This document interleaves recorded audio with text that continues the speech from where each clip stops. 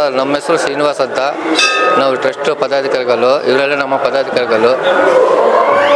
ಸುಮಾರು 51 ವರ್ಷದಿಂದ ನಮ್ಮ ಹಿರಿಯರೆಲ್ಲ ತುಂಬ ಕಷ್ಟ ಕಾಲದಿಂದ ಈ ದೇವಸ್ಥಾನವನ್ನು ಇಂಪ್ರೂವ್ಮೆಂಟ್ ಮಾಡ್ಕೊಂಡು ಬಂದಿದ್ದಾರೆ. ಪ್ರತಿ ವರ್ಷವೂ ನಾವು ದೊಡ್ಡವರು ಯಾವ ಥರ ಮಾಡ್ತಾಯಿದ್ದಾರೋ ನಾವು ಕೂಡ ಅದೇ ಥರ ಅವರ ಮಾರ್ಗದರ್ಶನದಲ್ಲಿ ನಾವು ನಡ್ಕೊಂಡು ಹೋಗ್ತಾ ಇದ್ದೀವಿ. ಪ್ರತಿ ವರ್ಷ ನಾವು ಅದ್ಧೂರಿಯಾಗಿ ಪೂಜೆ, ಪಂಚಾಮೃತ ಅಭಿಷೇಕ, ಪೂಜೆ, ಆಮೇಲೆ ಸಂಜೆ ಹೊತ್ತು ಮೆರವಣಿಗೆ ಇರ್ತೈತೆ, ಮಧ್ಯಾಹ್ನ ಕಲನೋತ್ಸವ ಇರ್ತೈತೆ. ಇದಾದಮೇಲೆ ನೆಕ್ಸ್ಟ್ ಡೇನ ಸುಮಾರು 2,000ರಿಂದ 3,000 ಜನರಿಗೆ ಅನ್ನದಾನ ಕಾರ್ಯಕ್ರಮ ಇರ್ತೈತೆ.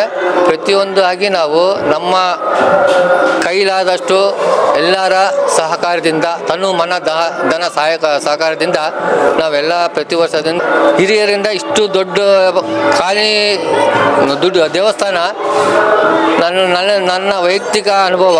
ಇಷ್ಟು ದೊಡ್ಡ ಪ್ಲೇಸು, ಇಷ್ಟು ದೊಡ್ಡ ದೇವಸ್ಥಾನ ಮೋಸ್ಟ್ಲಿ ಭಾರತದಲ್ಲೇ ಇಷ್ಟೊಂದು ದೊಡ್ಡ ದೇವಸ್ಥಾನ ನಮ್ಮದಿದೆ. ಹಾಗಾಗಿ ಜಾಸ್ತಿ ಜನರು ಕೂಡ ನಮ್ಮಲ್ಲಿ ಇದ್ದಾರೆ. ಸುಮಾರು 20,000ರಿಂದ 30,000 ಜನರು ನಮ್ಮಲ್ಲಿ ಇದ್ದಾರೆ. ಎಲ್ಲರೂ ಅದ್ದೂರಾಗಿ ತನು ಮನ ದಹನದಿಂದ ಎಲ್ಲ ಸಹಕಾರದಿಂದ ನಾವು ಈ ದೇವಸ್ಥಾನವನ್ನು ನಡೆಸ್ಕೊಂಡು ಹೋಗ್ತಾ ಇದ್ದೀವಿ. ಬಳ್ಳೇರೆ ಶ್ರೀರಾಮಪುರ ಕಾಲನಿಯಲ್ಲಿ ಶ್ರೀರಾಮ ದೇವಸ್ಥಾನದಲ್ಲಿ ಶ್ರೀರಾಮ ಕಲ್ಯಾಣೋತ್ಸವ ನಡೀತಿತ್ತು. ಸುಮಾರು 500ರಿಂದ 600 ಜನ ಭಕ್ತಾದಿಗಳು ಬಂದು ದೇವರ ಪಾತ್ರ ಕೃಪೆ ಆಗಿದ್ದಾರೆ. ಬೆಳಗ್ಗೆಯಿಂದ ಪಾನಕ ಆಮೇಲೆ ಪ್ರಸಾದ ವಿತರಣೆ ಮಾಡಿದ್ದೀವಿ.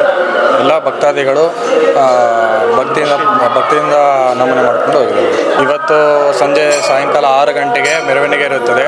ಮಧ್ಯಾಹ್ನ 1 ಗಂಟೆಯಿಂದ ಸಾಯಂಕಾಲ 4-5 ಗಂಟೆವರೆಗೆ ಒಂದು 4,500 ಜನರಿಗೆ ಊಟ ವ್ಯವಸ್ಥೆ ಇರುತ್ತೆ.